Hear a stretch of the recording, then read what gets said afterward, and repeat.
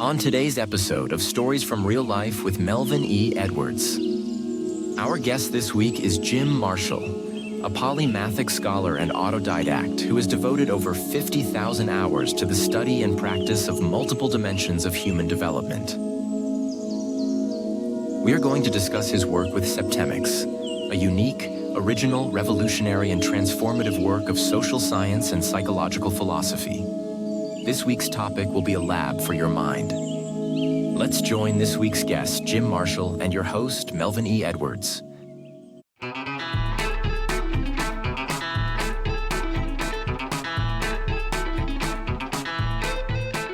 You are listening to Stories from Real Life, a podcast by engaging storytellers for engaged story listeners. Here's your host, author and journalist, Melvin E. Edwards. Hello again, and welcome to this edition of Stories from Real Life. I'm your host, Melvin E. Edwards. Thank you for joining me on this week's storytelling journey. As you heard in the intro, our guest this week is Jim Marshall. Hello, Jim, and thank you for joining me on today's podcast. Hi, Mel. Good to see you. Good to see you. So on this episode, we're going to take a journey to the edge of human potential. This will be a blind journey for me because I'm very new to this concept.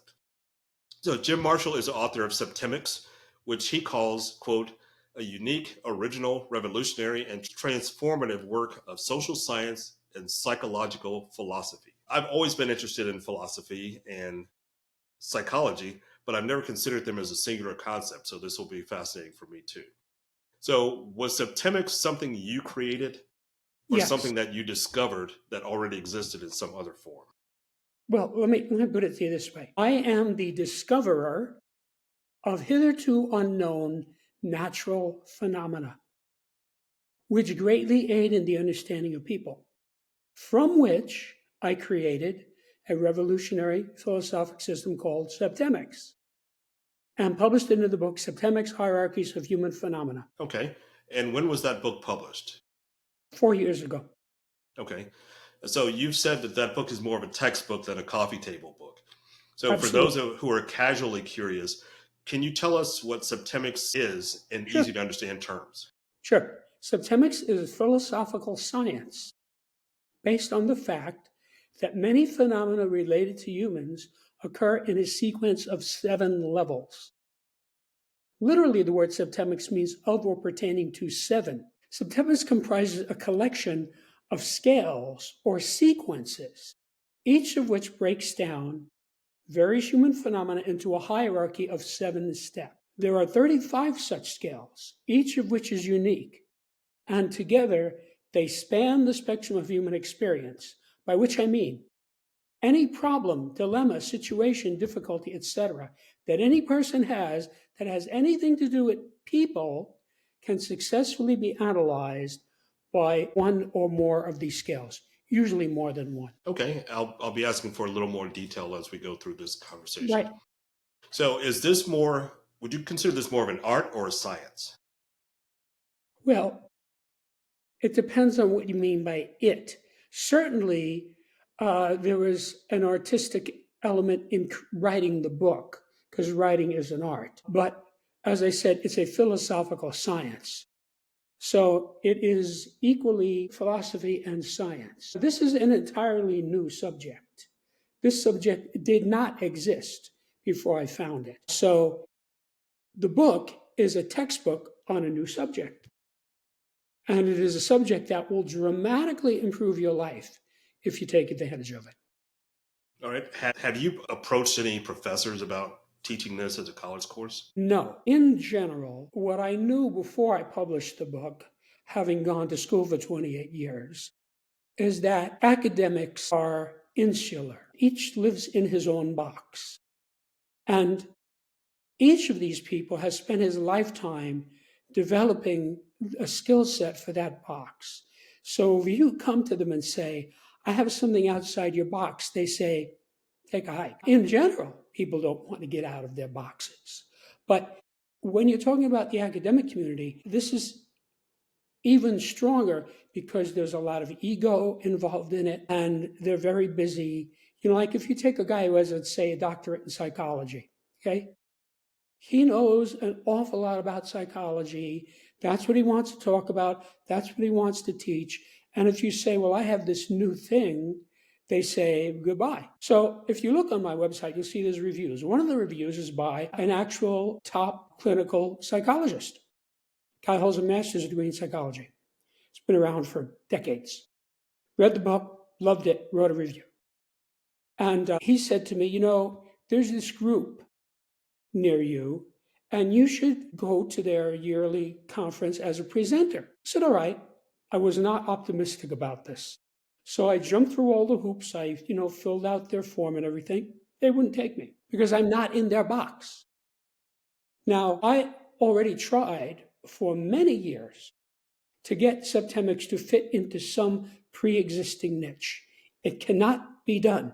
It's like trying to get an elephant into a Volkswagen. It would be more truthful to say that all of these various subjects in which I am an expert fit into it. If you actually read the book, you'll see that it touches on a couple of dozen different major subjects in different ways, in different contexts. So this is a very big subject. Discovered it and then spent 25 years perfecting it before I published it. Because as an engineer, which is what I am, I'm only interested in results and facts. So I had to create something that would work all the time for every person who could read English. And I know I succeeded at that because I've been watching people respond to this for 29 years. People get it. This is not obscure. You don't have to be even a high school graduate to get this. If you can read English reasonably well, for example, Abraham Lincoln was a highly literate person. He went to, at most, 12 months of school in his entire life. Okay, so the fact that he didn't go to school didn't make him not literate. He would read this book and he would say, yeah, Jim, I understand this. This makes sense to me. I went through a lot of trouble to make it accessible to the general public. Okay, Because that sounds I want to interesting. help people. That sounds interesting. All right, that leads me to my next question. So, in doing my research to prepare for today, I did see that you went to college to be an engineer, which is interesting. My son is also an engineer, so I'm always curious how the engineering mind works. It's very different from my own because I work with words. I went for journalism and I've been a writer. So, I know that engineers are very matter of fact and they have very hard rules generally. So, how did you go from that to a sort of metaphysics and transcendental discipline like Okay, this that includes so this? I should explain to you that I am a polymathic intellectual. My areas of expertise include psychology, philosophy, theology, parapsychology, science, engineering, mathematics, law, literature, history, metaphysics, military science, political science, physical culture, education, human potential, organization, and music. So all of that in my mind is one big blob of information. So although I started out in my training as an engineer and I had a career as a human development engineer, I have a polymathic understanding of life and people. And that made it possible for me to understand Septemics. Okay, so how is Septemics beneficial to the average person? Okay, I wrote this book to help people. I've had a lifetime of helping people. Each of these 35 scales provides the user with an infallible way of determining the salutariness or beneficialness of any group, individual, or activity. If the group, individual, or activity moves persons up the scales, it's beneficial or positive. If it moves them down, it's detrimental or negative. So I'm giving you a yardstick by which to measure human affairs, which is an entirely new concept. More importantly, just finding out what level you or another person is at on any scale is by itself inherently beneficial and enlightening. Every time you correctly spot someone on any scale, whether it's yourself or another, you have a realization. You say, Mary is at level 5 on the scale of control. That explains why she does bop bop bop bop bop bop bop. So every time you successfully use this, you get smarter. And when you go to another scale to use that, you bring that insight with you. So this is a virtuous cycle where The more you use this, the more insight you have. The more insight you have, the easier it is to use. The easier it is to use, the more you use it, and the more you use it, the smarter you get. So this just keeps going and going and going. There is no limit. There's no upper limit to this. Now you might say, well, what about if someone is at the top of all 35 scales? Well, I can tell you, fewer than 1% of the human race is at or near the top of every scale. That will be somebody like Jesus.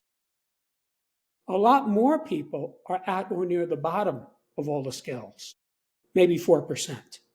And that would be like some professional criminal who's also a drug addict and a wife beater. He's at the bottom of, or near the bottom of all the scales. That's why he's like that. One of the axioms of this subject, like any science, it has axioms. One of the axioms is, when a person is at or near the top of any scale, it's because he's insightful in that area. When a person is at or near the bottom of any scale, it's because he lacks insight in that area. So the common denominator of this whole thing is insight.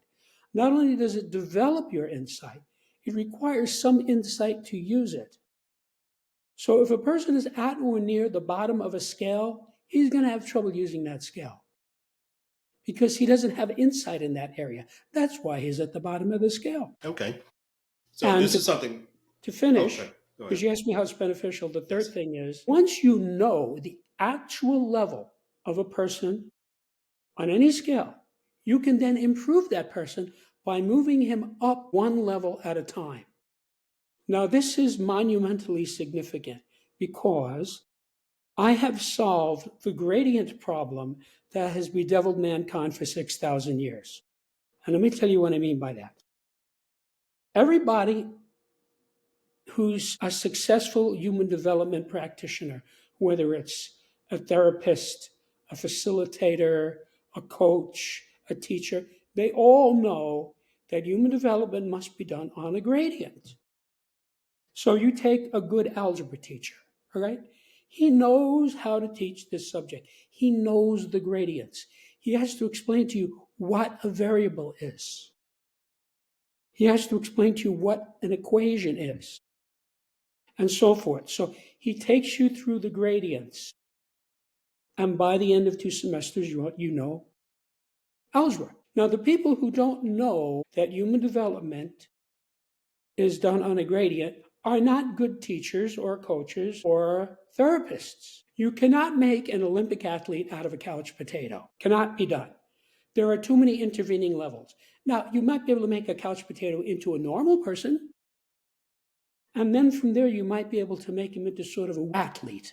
You know, somebody plays softball on the weekend.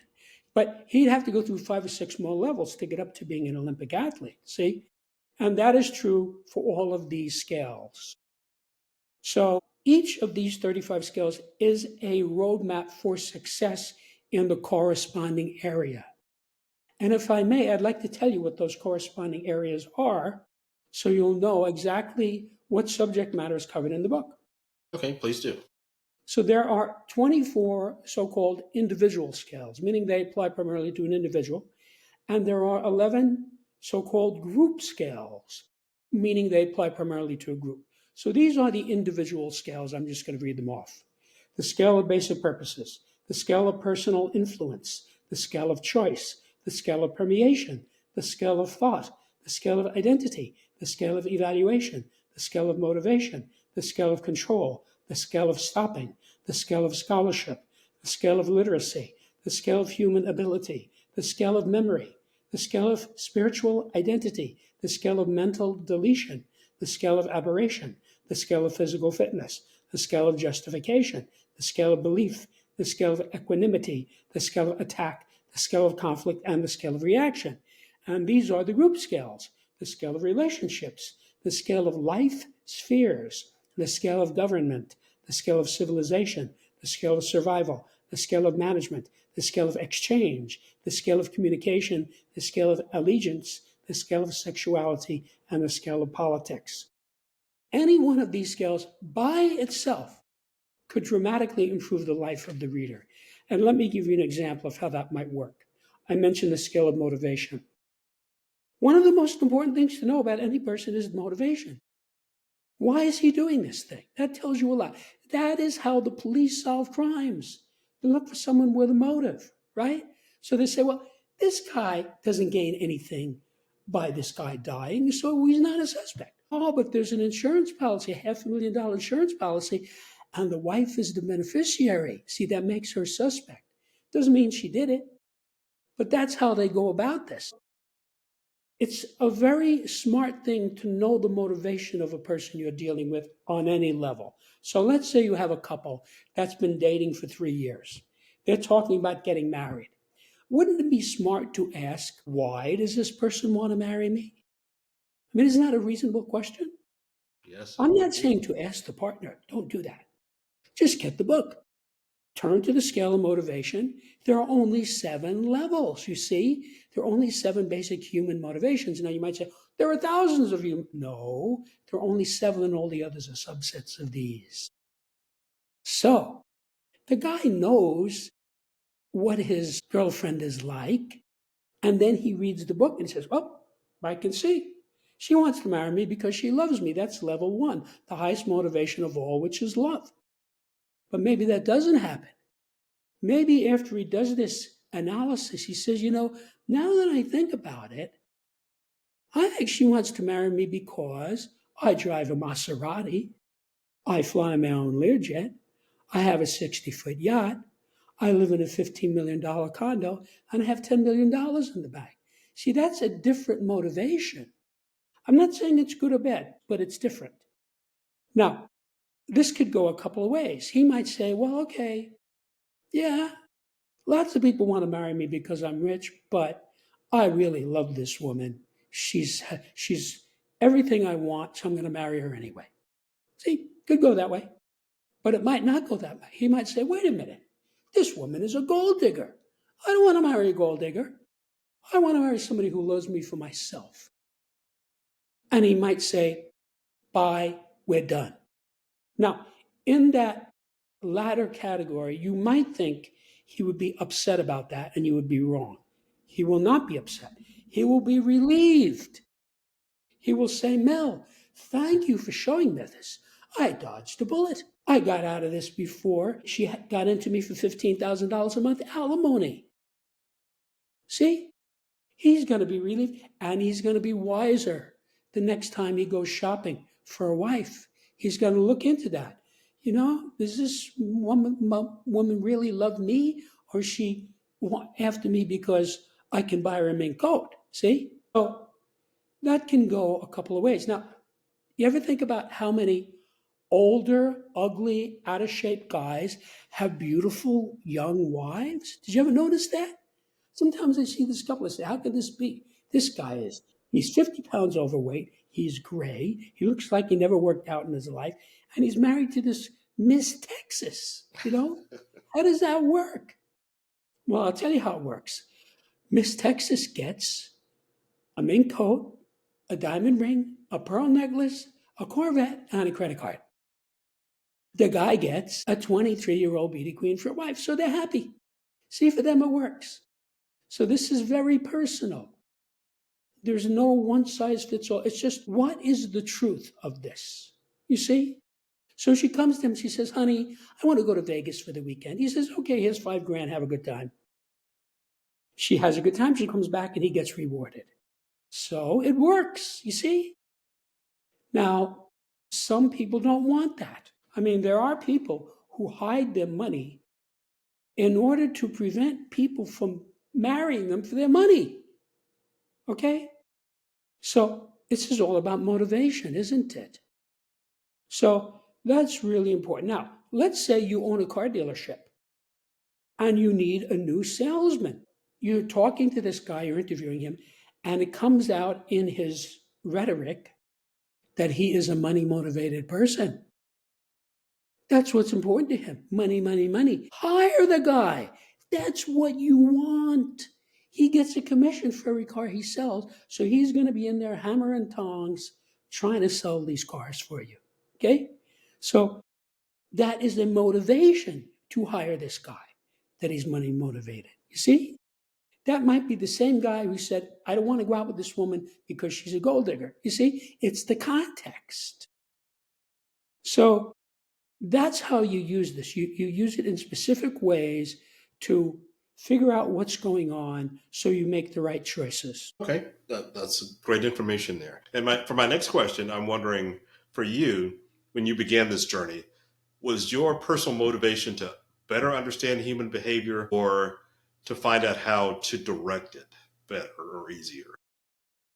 Well, now, let me just ask you about the question. When you say when I began, are you talking about when I started writing the book? Are you talking about when I began my career as a human development engineer? Are you talking about when I was a little kid in school? I mean, how far back? Whenever you started to formulate the idea of septemics. Okay, so let me explain how this came about. At the age 16, I was accepted into engineering school. And of course, I thought at that time I was going to be engineering physical things like airfoils, motors, and gears and things like that, like all the other engineering students. But by the time I had my bachelor's degree, it was clear to me that I wanted to engineer the human psyche because it is the area of greatest unknown, of greatest mystery. And more importantly, it is the area in which we as a race are failing miserably. 95% of the problems in industrialized society are because people don't understand people, don't understand the husband, don't understand the wife, don't understand the boss, don't understand the partner, et cetera, et cetera, et cetera. This is a big thing, right? So I had a long career as a human development engineer using an engineering approach, engineering tactics, engineering devices, engineering knowledge to help my clients to attain higher levels of wisdom, responsibility, ethics, insight, et cetera, depending on the person. Now, all of my clients improved as a result of our interaction. But I started to notice incidentally that I could predict the outcome of the session. Now, I never told that to anyone, but I made notes. And as the decades rolled by, it became clear to me that the client would be at a specific level on a specific scale that I had previously observed. And as a result of our interaction, he would go to the next level up. Now, this happened thousands and thousands of times. Sometimes it would happen 6 or 8 or 10 times in the same session. Now, every time this occurred, it verified my hypothesis because you have to realize the clients didn't know anything about what I was doing, what I was writing down, what I was recording, how I was doing it. They had no idea. All the client knew is the guy had something he wanted to handle. Like guy comes to me and says, Jim, I have this drinking problem. Can you help me? I say, sure, right? So now we're working on it, right?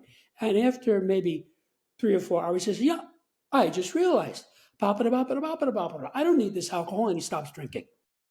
Okay, that's like a normal pattern for my sessions, the way things would go. So he had no idea how I was analyzing this, what the biofeedback was showing me, etc. He had no idea. And I just kept writing it down. Now, by 1995, I had about 32 scales that I had simply observed. There's no theory of septemics.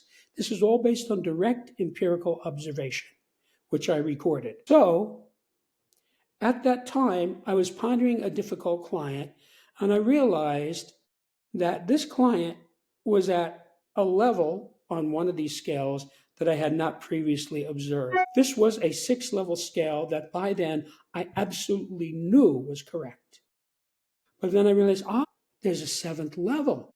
Now, as soon as I saw what this level was, it was obvious to me where to insert it into the scale. That was not a question. And as soon as I inserted the 7th level into the 6th level scale, it then manifested mathematically, meaning all of these data jumped out at me. And this scale went from being a line, which is what a scale is, to a plane, meaning a whole body of data instantaneously. Poof, just like that. So now I had this whole body of data interlocking with the scale that had all of these mathematical aspects to it. Now, when you read the book, it's not like studying mathematics. It's much more like putting on your eyeglasses and looking in the mirror, right? Like, obviously, I wear glasses. If I want to get a good shave, I need to use my glasses. If I don't use my glasses when I shave, I'm going to miss spots. So every one of these 35 scales is like a lens that you can hold up to the mirror and see yourself more clearly. Or you can hold up to your wife or your husband or your boss and see them more clearly. So let me give you an analogy as to how this works. Let's say, Mel, you find out that I'm into gardening and you invite me to your house to look at your garden. I say, great, I love flowers. So I show up at your house, right? And I go into your garden and I say, oh, Mel has hydrangeas, irises, tulips, roses, peonies, chrysanthemums. Now, obviously, I'm analyzing this, right? And the reason I can analyze it is I know a lot about flowers. Now, if you bring some average 5-year-old kid into that garden, he's going to see and smell exactly the same thing as I. But all he can say is, these are pretty and they smell nice. That's all he knows. He doesn't know the difference between a chrysanthemum and a hydrangea. He doesn't even know the words. Now, most adults are like that kid about people. They don't know what they're looking at. And that is why more than 50% of the adults in the United States are not married. And of the ones who are married, more than 50% of them get divorced. Obviously, they're not able to analyze this situation. So I'll give you a real life example. Several months ago, I met a beautiful blonde. I'm a single guy. We were very interested in one another, right? So we're going through the usual preliminaries. What do you do for a living? What part of town do you live in? What do you like to do in your spare time? Bop, bop, bop, So we had 6 or 8 interactions like this. And in each one, I'm starting to notice, she's low on this scale. And in another time, she's low on that scale. And another time, she's low on that scale.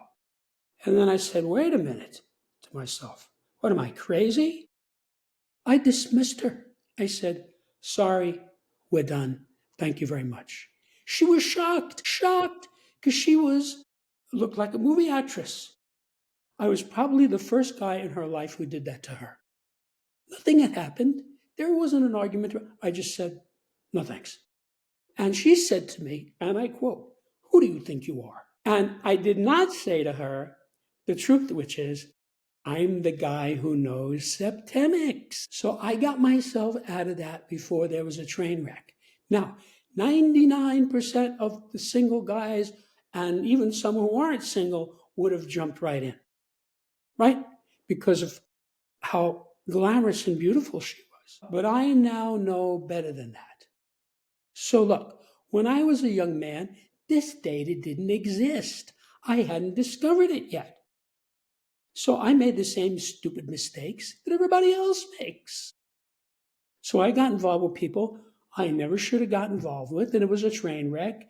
And, later I regretted it, But now, for me, that does not happen, cannot happen, will not happen, because I know this material.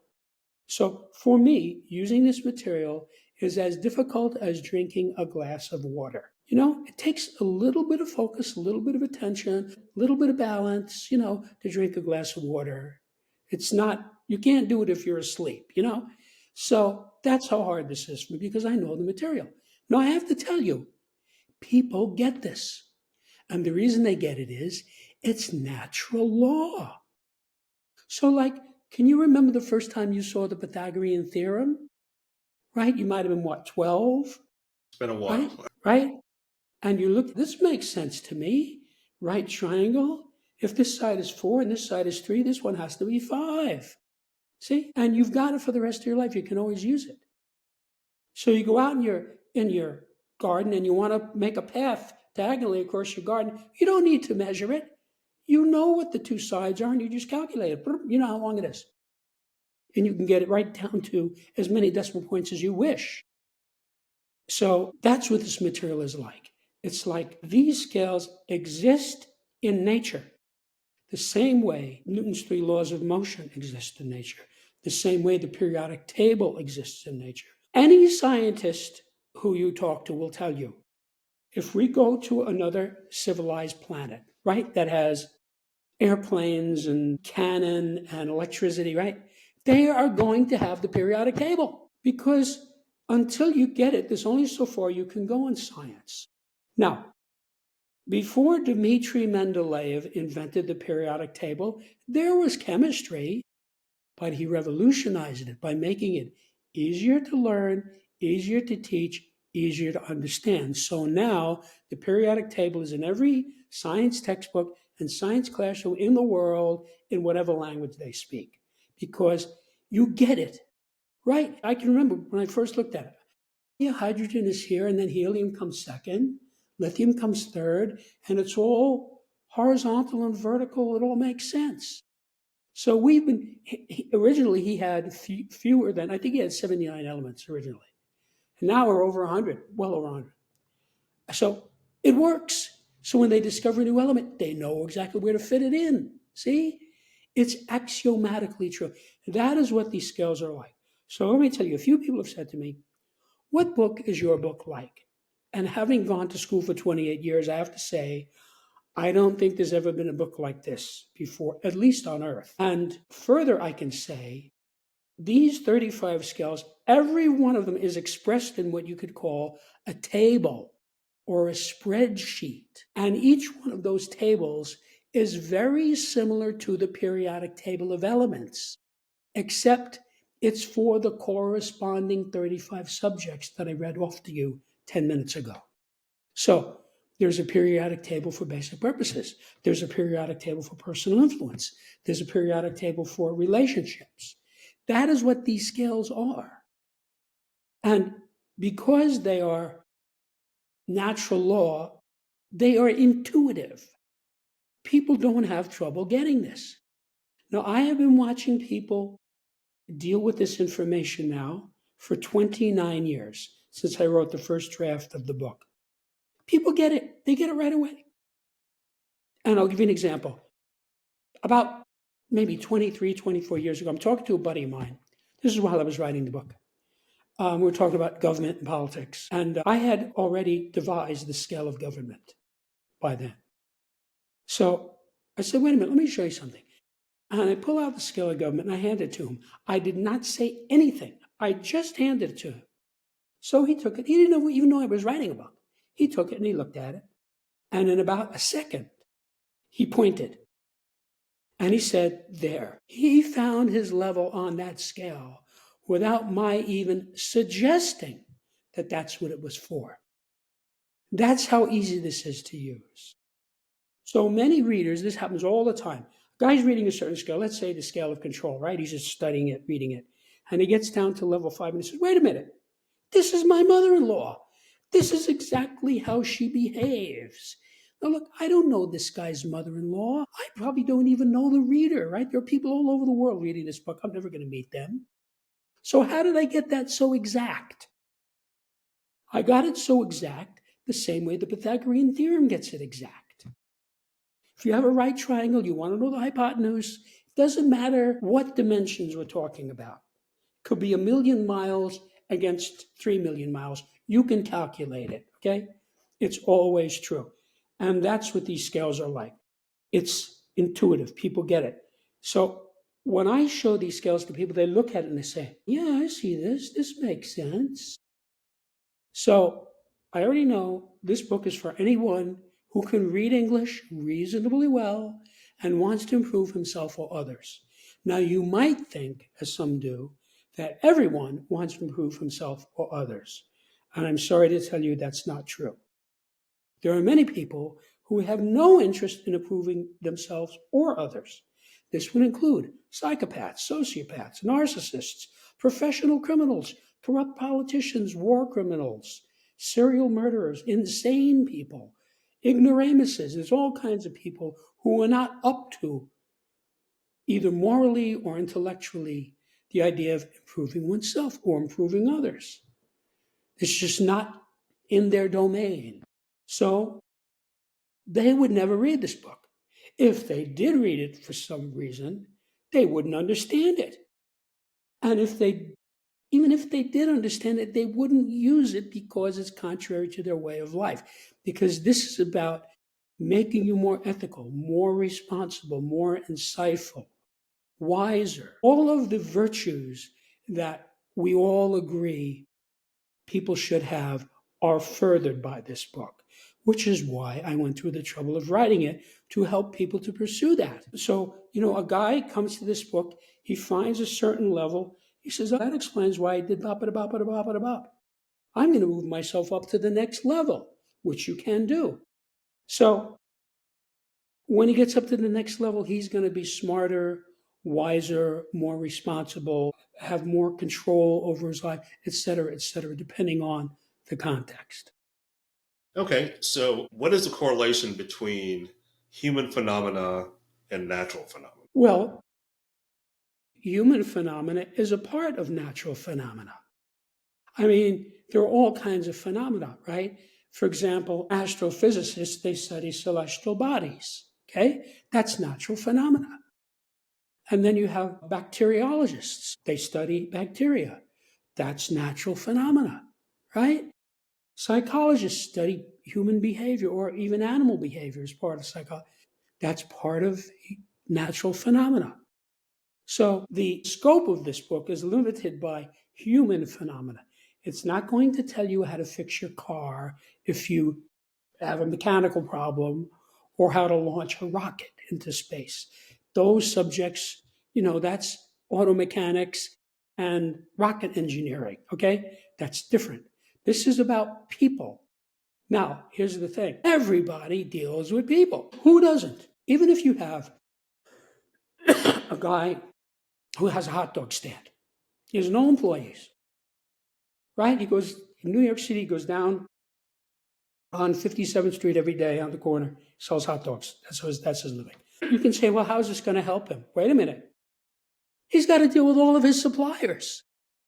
He's got to deal with all of his customers. He's got to deal with the government who gives him permits. This is all people. So in contemporary society, we're not, for the most part, dying from yellow fever and typhoid anymore. We're not starving to death.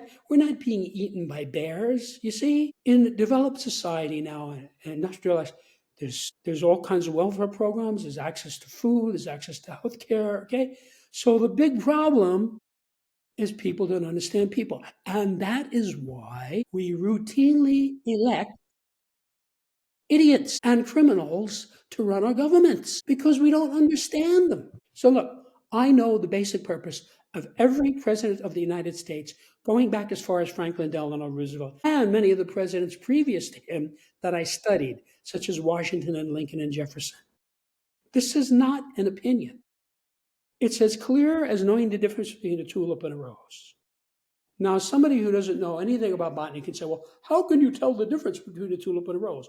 Well, I don't know about you, but I don't have any trouble telling you the difference. Every tulip in the world is unique, and every rose in the world is unique, but I can always tell the difference, and I'm sure you can too. That's just done now with people. So you can look at a person and you say, oh, yeah, he's at the top of this scale.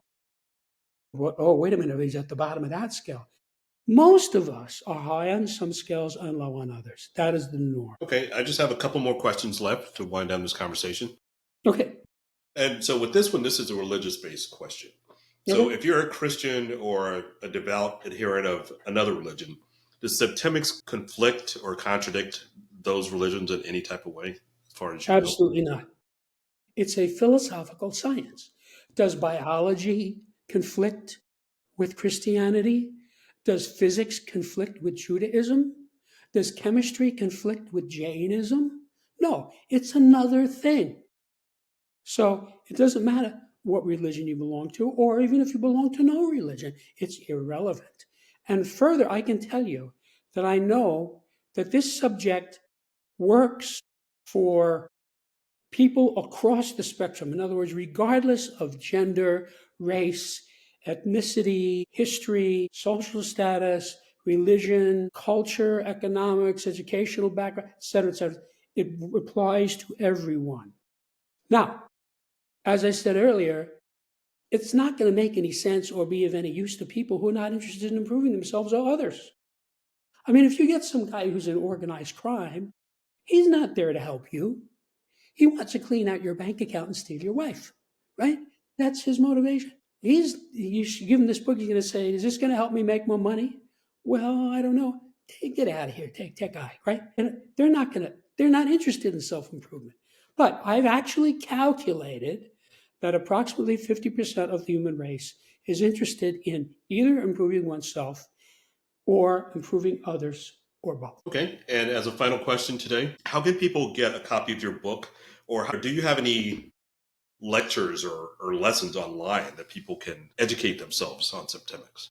Okay, there's several different questions there. Let me see if I can remember them all. It's very easy to find the book. If you go to a search engine and just type in Septemics, Septmics, you'll get hundreds of responses, including all the people selling the book. But I can tell you can get it at Amazon, Barnes & Nobles, anywhere the books are sold, so it's easy to get. But in particular, I want to invite your listeners to my website, which is septemics.com, where you can see what many readers have said about it, what many journalists have written about it, what the reviews are. You can read sections of the book itself, and if you wish, you can listen to a pre-recorded introduction to Septemics, which explains it to a new person in 15 minutes. Okay, that sounds really interesting, and I'm really curious. So I'm going to get the book and read it for myself and see what I can learn from it. Great. So our guest today has been Jim Marshall. Jim, thanks so much for joining us today. It's been a great learning experience. Thank you, Mel. It was a pleasure. So that's it for this week's episode of Stories from Real Life. Join us again next time for another great storytelling journey. Until then, don't forget to shine your light wherever you go.